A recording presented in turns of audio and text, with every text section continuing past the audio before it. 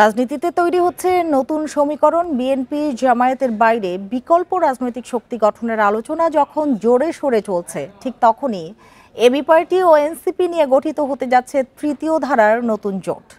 বৃহস্পতিবারই আসতে পারে এ জোটের আনুষ্ঠানিক ঘোষণা। জুলাই অভ্যুত্থানের পর থেকেই দেশের রাজনৈতিক পরিবর্তনের সম্ভাবনা নিয়ে চলছে নানা জল্পনা কল্পনা।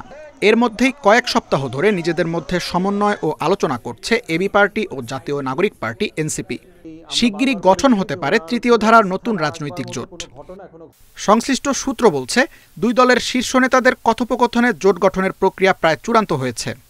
এনসিপি, এবি পার্টি সহ আরও যারা সেন্ট্রিস্ট পলিটিক্স করতে চায়, যারা গণ অভ্যুত্থানের যে স্পিরিট এটাকে ধারণ করে, যারা গণতন্ত্র, সুশাসন, ন্যায় বিচার, ন্যায্যতা, ইনসাফ এবং ওয়েলফেয়ারের জন্য কাজ করতে চায়, রাষ্ট্রের কাঠামো পরিবর্তন করতে চায়, তাদের মধ্যে অনেক দিন থেকেই আলোচনা হচ্ছে।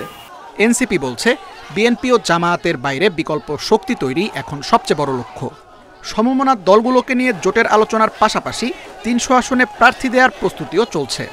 এই ধরনের জোটের একটা গ্রাউন্ড কিন্তু আছে এবং এই গ্রাউন্ডটা কিন্তু এনসিপি কিংবা এবি পার্টি কিংবা অন্যান্য রাজনৈতিক দল মিলে ঠিক করছে না। এটা বরং জনগণের পক্ষ থেকে এমন একটি জোট হোক, এই ধরনের একটা চাহিদা তৈরি হয়েছে। নতুন ধারা রাজনীতি করতে হবে। সে নতুন ধারা রাজনীতিতে যদি কোনো রাজনৈতিক দল একাত্ম হতে চায়, they are most welcome, but at the same time আমরা স্বতন্ত্রভাবে ৩০০ আসনে প্রার্থী দিয়ে নির্বাচন করার জন্য এখন প্রস্তুতি নিচ্ছি। বিশ্লেষকদের মতে, তরুণ নেতৃত্বকে সামনে রেখে সমমনা দলগুলোর সমন্বয়ে জোট হলে তা জাতীয় রাজনীতিতে দীর্ঘমেয়াদে গুরুত্বপূর্ণ প্রভাব ফেলতে পারে। এনসিপিও রাজনৈতিক বাজারে, পলিটিক্যাল মার্কেটে খুব অ্যাক্টিভ, এবি পার্টিও খুব অ্যাক্টিভ। এখন এই দুইটা অ্যাক্টিভ শক্তি, বাংলাদেশে কিন্তু একটা ভ্যাকুয়াম আছে, শূন্যতা আছে। এখন এই দুইটা অ্যাক্টিভ শক্তি যদি একত্রিত হয়, আমি মনে করি চমৎকার হবে। যে সকল নেতাদের ব্যাপারে কিছু বিতর্ক আছে, এদেরকে যদি সেভাবে অ্যাড্রেস করে যায়, এবি পার্টি, এনসিপি ভবিষ্যতে বাংলাদেশের রাজনৈতিক শক্তি হয়ে উঠবে। সম্ভাব্য তৃতীয় ধারার জোট সত্যি বিকল্প শক্তি হিসেবে জায়গা করে নিতে পারবে কিনা সেটি প্রশ্ন, বলছেন বিশ্লেষকরা। Tanvir Ahmed, independent news, Dhaka.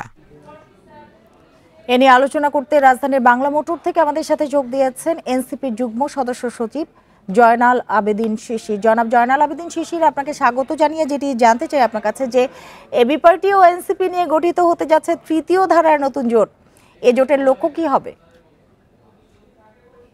ধন্যবাদ আপনাকে, আপনার মাধ্যমে দেশবাসীকে। আমরা বিপ্লব পরবর্তী বাংলাদেশে আমরা তারুণ্য নির্ভর যে শক্তিগুলো রয়েছি, বা আমরা যারা জুলাইয়ের সন্তান, আমরা বরাবরই চিন্তায়, কর্মে বা আমাদের যে রাজনৈতিক কর্মকাণ্ডে আমরা প্রায় অভিন্ন।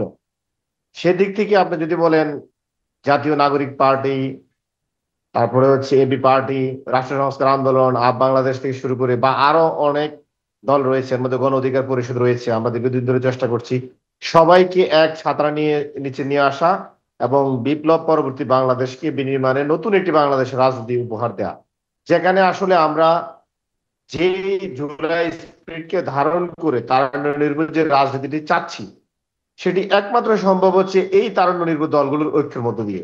সেদিক থেকে আমরা চেষ্টা করছি এখানে আসলে তারুণ্য নির্ভর কি ধরনের প্রভাব ফেলতে পারে নতুন এই জোট?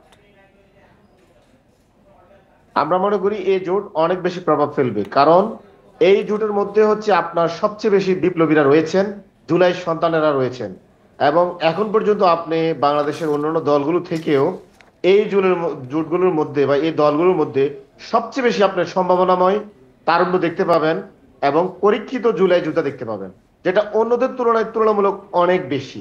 অন্য দলে জুলাই জুতা নাই আমি সেটা বলবো না, কিন্তু আমাদের এই দলগুলোর মধ্যে তারুণ্য বেশি হওয়ার কারণে জুলাই যোদ্ধারা বা জুলাই বিপ্লবীরা এখানে বেশি।